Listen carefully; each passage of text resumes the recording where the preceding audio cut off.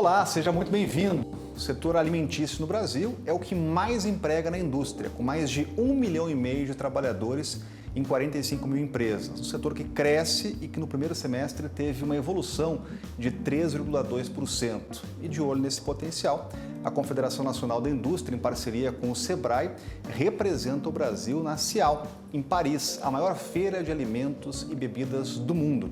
E para falar desse potencial de negócios e expectativas, recebemos Sara Saldanha, gerente de internacionalização da CNI. Seja muito bem-vinda aqui ao A Entrevista. Eu já gostaria de começar perguntando desse potencial e da expectativa de fechamento de novos negócios. Obrigada pelo convite. As expectativas são as melhores. Trabalharemos com 100 empresas na CIAL Paris, em uma missão organizada por CNI e Sebrae, e esperamos trazer aí 200 milhões de reais em negócios para as empresas brasileiras. Agora, isso é muito importante, né? Quando a gente pensa nesse mercado, a gente obviamente vê dados que mostram crescimento, mas a gente espera que cresça mais, né? Qual é o diferencial hoje do Brasil nesse segmento em relação com outros setores que fazem essa competição? Porque lá, imagino que o Brasil está lá numa concorrência com outros expositores, né? O que o Brasil tem a mostrar de diferencial? Rodrigo, são esperados que 110 países estejam presentes na CIAL. Então, você tem toda a razão, nós precisamos mostrar esse diferencial e o foco da nossa missão, de fato, é trabalhar produtos orgânicos, produtos naturais e produtos que comuniquem a brasilidade do alimento brasileiro.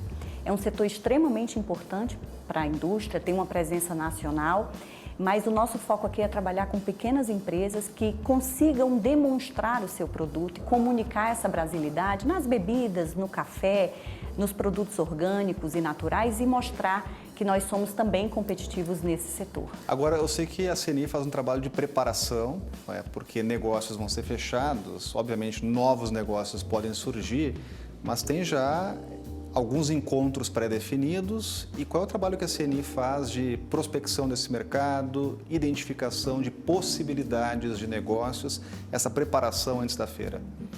A feira inicia no dia 14, mas o nosso trabalho começou há um ano atrás.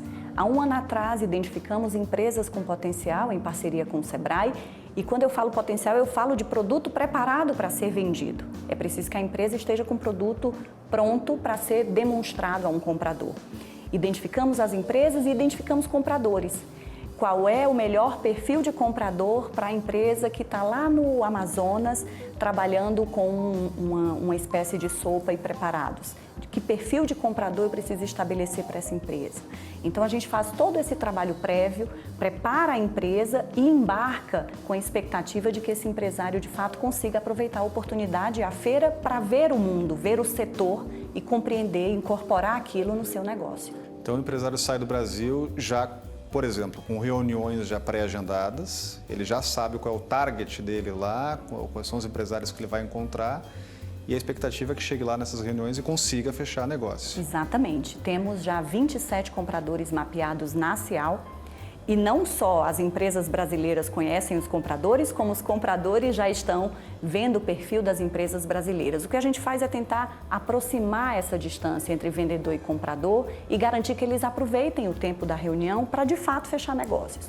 A expectativa é que a empresa volte ou com pedidos colocados, é menos comum, porque são empresas de pequeno porte, algumas estão experimentando um processo exportador, mas é muito comum, por exemplo, faz uma pequena adequação na embalagem e me manda uma nova amostra para percepção de mercado, ajusta algum aditivo do produto, rotulagem, pequenos ajustes que são comuns do comércio exterior, mas com a concretude de que podem voltar ao exterior depois, voltar a esse comprador e entregar esse produto. Agora, a gente estava falando de diversidade, essa é uma marca do Brasil, né? Seria até oportuno a gente mencionar alguns exemplos, né? A gente recentemente aqui trouxe a Apex, também o Ministério da Agricultura, para falar sobre denominação de origem, os IGs, né? Que são aquelas regiões que conseguem agregar valor aos produtos e isso vira um grande diferencial, né? O que a gente pode apresentar, até dar alguns exemplos assim que vão ser mostrados lá fora? O mundo espera ver a diversidade do Brasil. Não só o setor é diverso no país, como nós temos segmentos, né? A produção do setor de alimentos e bebidas no Brasil é muito diversa. E ela incorpora essa brasilidade. Então, nós estamos falando, por exemplo, de espumantes com determinadas essências. Estamos falando de pães de queijo que não precisam necessariamente do leite do gado, da vaca, podem ser feitos com leite de soja ou com outros tipos de misturas. Então tem um pouco de tecnologia e sabor do Brasil, que é isso que a gente quer mostrar lá fora. Vamos pegar esse caso curioso aí, que é do pão de queijo, porque eu já viajei para outros países e vi que tinha pão de queijo lá, eu vi, opa, esse produto eu acho que é nosso. E esses produtos tipicamente brasileiros, eles já estão mais difundidos, né, e já são enxergados fora do Brasil até como algo que é da essência do Brasil, né, que traz esse valor agregado brasileiro? Eu diria que CNI, Sebrae e Apex têm feito um trabalho muito legal de fortalecimento da imagem do país. Eu venho experimentando pão de queijo em diversos países. E mais, empresas daquele país, às vezes, tentando imitar esse sabor. Com o passar do tempo, o Brasil começou a comunicar uma imagem realmente de um país que tem essa diversidade e que tem uma cara de um produto alimentício que representa o tamanho continental do nosso país. Então você tem, por exemplo, pão de queijo com chia. Opa! Mistura super interessante que eu acabei de degustar num evento que fui no Chile. Então, essas misturas atraem muito esse comprador europeu, comprador americano, canadense, os asiáticos, porque eles refletem a criatividade da indústria brasileira. O jeito de incorporar tecnologia e a nossa brasilidade em produtos que são muito marcantes da nossa realidade. Agora, é até interessante trazer esses exemplos de produtos que são transformados, porque isso pode surgir a partir, por exemplo, de demandas de fora. Um comprador vê um potencial num produto, mas ele chega lá na reunião e fala o seguinte: olha, para o meu público tem que dar uma adequada, e aí o brasileiro volta aqui, não, vamos transformar a nossa produção. É possível que isso aconteça? É possível e, inclusive, esperado, né? Às vezes, muitas vezes eu digo à empresa o seguinte: não imagine que o comprador lá fora quer comprar exatamente o que você produz. A paixão pelo que você produz só você tem. Você precisa desenvolver a paixão no outro, né? Naquele comprador, naquele país. Então isso é comum. Talvez a primeira mensagem que eu deixaria para as empresas tá tudo bem se isso acontecer, é esperado. E se o comprador te pediu uma adequação de embalagem, te pediu uma determinada amostra para fazer uma degustação ou percepção de mercado, isso é um excelente sinal. Quando o comprador não tem interesse, ele troca cartões, mas ele não avança no processo comercial. Então eu diria que não só é comum, como é esperado. E ao voltar da feira, a nossa expectativa é que, por exemplo, o Sebrae Tech, o Senai possam fazer um trabalho de adequação dessas empresas. A empresa volta com uma série de possibilidades e negócios. Ela precisa voltar ao mercado e voltar ao comprador e conseguir entregar essas ofertas. Agora, falando do pequeno e do micro, né, que pode, enfim, desenvolver seu negócio com um mercado que é muito maior do que nossas fronteiras, né? Qual é o tipo de preparação que esse profissional, a gente está falando para muitos empreendedores ou pessoas que estão nos acompanhando, a gente sabe que a gente tem um público muito qualificado e tem uma expectativa de criar um negócio e pode verificar oportunidades, né? Qual é o tipo de preparação que esse pequeno, esse micro precisa ter para conseguir expandir, inclusive expandir fronteiras? Eu começaria dizendo que a internacionalização precisa fazer parte da decisão da empresa. O empreendedor precisa decidir internacionalizar e compreender por que internacionalizar. A empresa se internacionaliza porque ela inova mais, ela se internacionaliza porque ela passa a depender menos do mercado doméstico. Então, eu tenho uma alternativa lá fora quando, eventualmente, por sazonalidade ou por retração, o meu mercado doméstico não tiver suficiente. E a possibilidade de trabalhar a imagem do produto lá fora. As empresas dizem, mas é custoso, vai demorar, é um processo longo. Assim como vender no mercado doméstico, internacionalizar requer planejamento. Então, se eu fosse dar uma receita rápida de como começar, preparar o produto, identificar qual é o perfil do teu comprador e do canal de distribuição lá fora, estar bem assessorado para fazer os primeiros contatos com compradores e, feito esses primeiros contatos, preparar bem o embarque, esse pedido, de acordo com o que foi negociado. Isso é extremamente importante. Se esses 4 passos forem bem cumpridos, essa empresa tem potencial não só de iniciar o processo, mas de continuar exportando. E é bacana a gente conversar porque a gente nota como o Brasil tem uma diversidade de sabores, riquezas, essa é a nossa riqueza, a nossa diversidade e principalmente um potencial a ser explorado. Então, a gente vai continuar conversando sobre esse assunto saboroso aqui, também de oportunidades e potencialidades, logo depois de um rápido intervalo. Não saia daí, a gente volta já.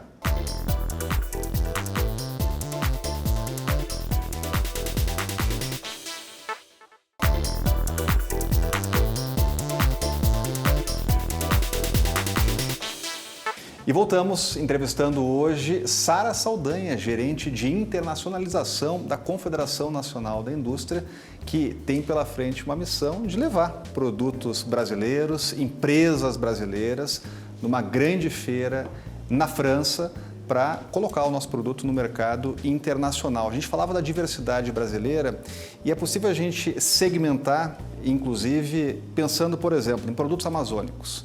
Qual é a entrada que produtos amazônicos têm fora do Brasil? De que forma o valor pode ser agregado nesses produtos dessa região que é tão conhecida fora do país?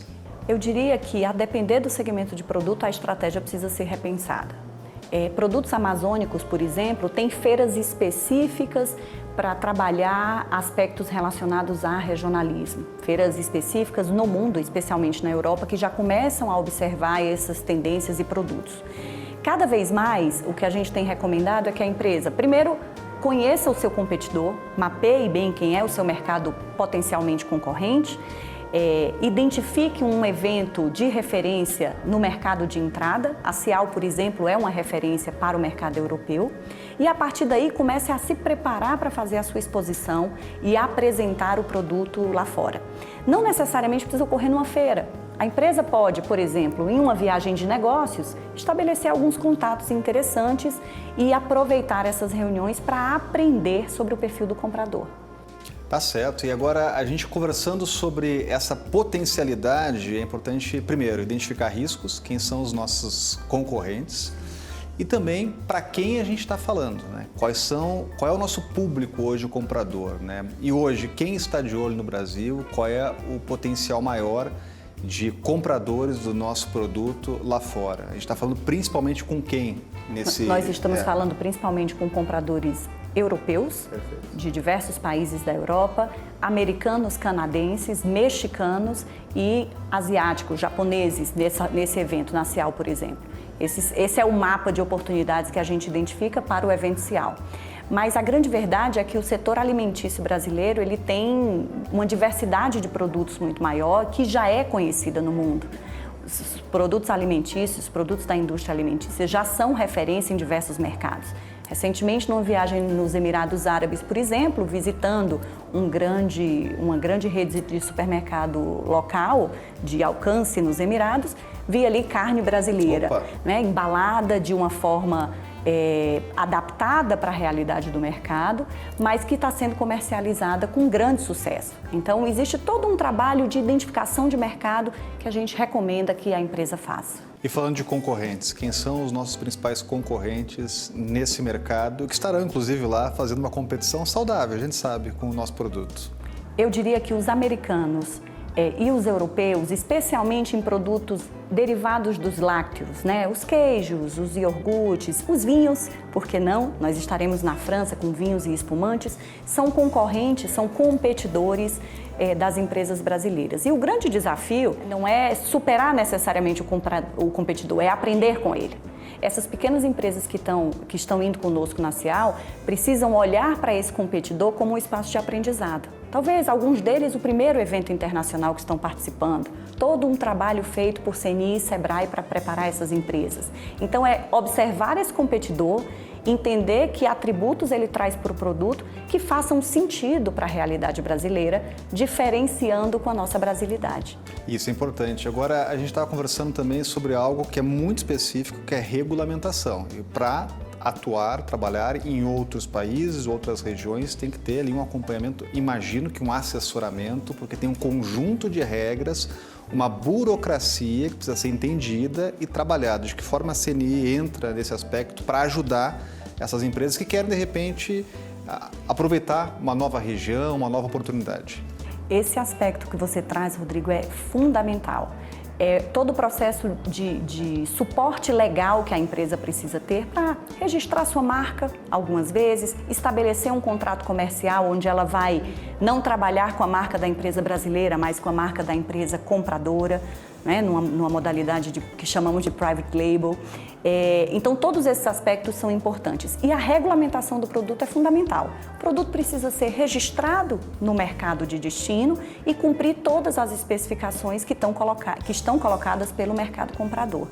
Nós trabalhamos nesse processo com a empresa, esperamos inclusive que o grupo, ao voltar da Cial, já consiga trazer aí esses requisitos e nós fazermos o trabalho de certificação, rotulagem, adaptação dos produtos e das embalagens para atender o mercado europeu. Agora tem uma questão que é muito específica, que é essa, né? Um contrato fechado com uma empresa, mas o produto vendido, de repente, ele vai ser vendido com a embalagem daquele comprador. Como é que funciona isso, né? Teve até uma expressão que usou que é bem específica sobre esse mercado. Isso, é bem específica e muito comum no processo exportador.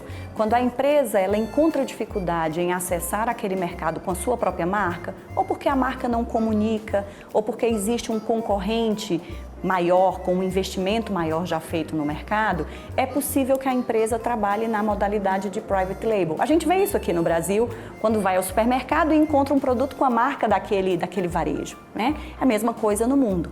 Então, o contrato ele precisa trazer essas condições especificadas, condições de fornecimento, em que condição o produto precisa ser fornecido, normalmente em embalagens maiores, em tonéis para que seja envasado ou empacotado no destino, no caso do produto alimentício. E claro, normalmente trata-se de uma relação de longo prazo. Aqui, comprador e vendedor já estabeleceram condições de fornecimento, de assistência técnica, de tratamento de reclamações, eventuais reclamações que hajam no consumidor lá fora.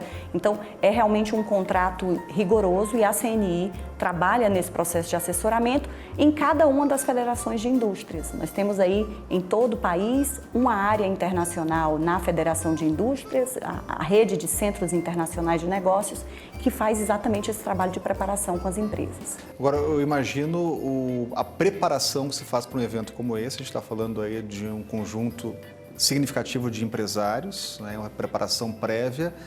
E qual é o know-how já, qual é a experiência já adquirida nesse tipo de evento? Eu sei que o Brasil já sediou eventos do porte, mas qual é a experiência já adquirida do Brasil e da CNI nesse tipo de evento e como isso pode ser aproveitado até para ter uma performance melhor nesse evento específico? A CNI tem uma participação tradicional na Cial. Essas feiras se alternam, se há um ano na França, se há um ano na Alemanha, Anuga. E nós, ano a ano, participamos desse evento com o objetivo exatamente de trazer negócios para as empresas. Na edição 22, teremos a maior participação já mobilizada por CNI em parceria com o Sebrae. E o que a gente faz é beber o conhecimento da feira, conhecer o evento, identificar tecnologias, identificar inovações. Já tivemos, inclusive, produtos brasileiros, imagine um ketchup de acerola e beterraba, levado por nós a Cial e premiado na feira como um produto mais inovador. Então, as expectativas são as melhores. Agora, é interessante trazer esses aspectos bem regionais, né? E quando a gente fala, por exemplo, em IG e na própria denominação de origem, a gente está falando de algo que é genuíno de algumas regiões do Brasil. Como fazer, de repente, um produto que não tem, ou um sabor que não tem uma experiência já, enfim, tradicional em outra região do mundo, e como, de repente, quebrar essa barreira de fronteiras e fazer esse produto chegar lá e ser apreciado, né? Porque eu imagino o desafio disso, né? Imagino que quando a primeira vez que uma cachaça chegou lá fora, ou um pão de queijo, que a gente acostuma ver mais facilmente, né? Como introduzir um produto genuinamente brasileiro em mercados que não têm esse costume. Essa pergunta é excelente, porque muitas empresas dizem o seguinte: como é que eu vou batalhar com gigantes, né? Normalmente, o que a gente explica para a empresa é todo produto conta uma história. O produto alimentício, e essa é uma tendência, vimos inclusive isso na nossa ação de preparação com as empresas, o produto ele precisa contar uma história. Então, se eu não tenho abertura no mercado, se o produto não é conhecido, além do produto, eu preciso contar a história. Contar a história da empresa, dizer de onde ela vem, em que região do país está, quais são as preocupações e atributos que essa empresa tem em relação à sociedade, à comunidade onde está inserida. E aí eu consigo criar uma atratividade inicial para esse produto. Depois que eu conquistei o comprador, é preciso manter regularidade e fazer um investimento, que vai ser um investimento de mais longo prazo, para consolidar a marca. Mas não é impossível começar essa jornada, e o que a gente recomenda é: não mostra só o produto, conta a história da empresa, conta a história do Brasil, porque o Brasil ele atrai quando se fala de setor de alimentos e bebidas. E é interessante isso porque, ao contar a história, você está falando de toda uma região nesses IGs, né? A gente estava lembrando aqui do queijo canastra, do vinho, do Vale do Vinhedo, e tantas outras regiões que trazem toda uma história e uma importância de desenvolvimento, inclusive, de um mercado local. A gente conversava aqui com o presidente do Sebrae, numa entrevista recente, ele falava de como isso é importante para, por exemplo, desenvolver uma mão de obra muito específica, que é uma mão de obra tradicional, que envolve pessoas mais velhas, que já estão há muito tempo naquela região e precisam ser desenvolvidos. De que forma que a CNI e o Sebrae conseguem encontrar esses potenciais e trabalhar esses potenciais no Brasil para, de repente, aproveitar uma oportunidade e levar esse produto para fora do país? Na Cial, para já te responder dando um exemplo concreto, na Cial toda a nossa estratégia de posicionamento CNI e Sebrae está baseada em indicação geográfica. Nós vamos numa experiência imersiva no nosso stand, dar um sentimento, um cheiro de café, um cheiro do queijo canastra, um sabor do cacau baiano, por exemplo, da cachaça, né? A ideia é que a empresa, que o visitante perceba o Brasil ali ao entrar.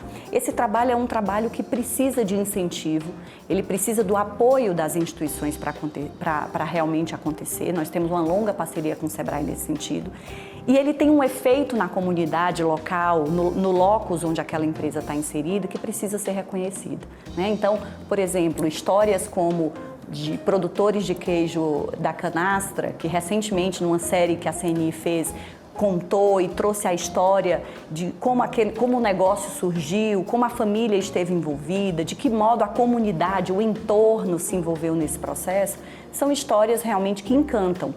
E o empreendedor, o pequeno empreendedor, ele precisa do nosso apoio, porque o know-how de fazer ele tem, ele sabe fazer. Ele precisa do nosso apoio para potencializar e acelerar esse processo de internacionalização dele. Nós estamos prontos. E como é a imagem hoje do Brasil? Porque eu imagino que se trabalha muito com a imagem do país, né? E o produto reflete o que é o país. A gente estava falando muito de diversidade, mas como é a imagem do Brasil e como o mundo vê o produto brasileiro nesse tipo de eventos, nesse tipo de feira? Eu te diria que a participação do Brasil ela é muito esperada pelos países visitantes da feira, por exemplo, o Cial, né?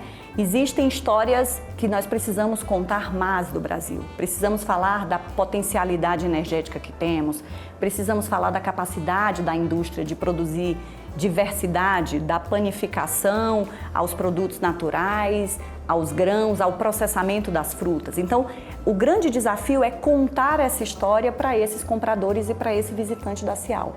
Nós estaremos na França, que é, sem dúvida, a principal vitrine europeia para o setor de alimentos e bebidas. A França tem uma influência grande na indústria de alimentos e bebidas em toda a Europa, com excelentes produtos e não só estabelecer negócios, nós gostaríamos que a empresa voltasse com conhecimento na bagagem, que ela compreenda quais são os passos que ela precisa dar para efetivamente se internacionalizar e talvez responder a pergunta mais importante, por que não? Sempre me perguntam, por que internacionalizar? Eu devolvo, por que não internacionalizar? Tá certo, e a gente sabe que esse é um assunto que a gente tem que conversar bastante ainda, até porque o potencial brasileiro é enorme. E para quem está nos acompanhando, o empreendedor ou quem quer empreender, ou o empresário, e gostaria de fazer parte dessa comitiva, ou de uma nova comitiva, até porque existem muitos eventos aí, a preparação já começou para os próximos, né? Como faço a participar, qual é o contato que tem que fazer, e quem está disposto, o que tem que fazer e como procurar a CNI?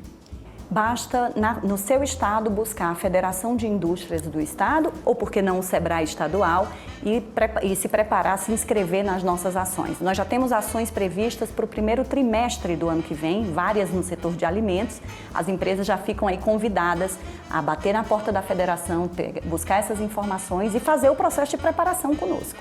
Tá certo, eu quero agradecer aqui a gerente de internacionalização da CNI, a Sara Saldanha, desejar sucesso, uma boa viagem nessa missão que é importantíssima porque representa o Brasil e já deixar um convite aqui para novos papos em A Entrevista aqui no canal Empreender. Eu espero voltar aqui para contar como foi nossa participação na Cial. Obrigada. E já fica o convite, muito obrigado. E quero agradecer principalmente a você que nos acompanhou aqui no canal Empreender e já deixar o convite para novas entrevistas, sempre de temas do seu interesse. Então, muito obrigado e até mais.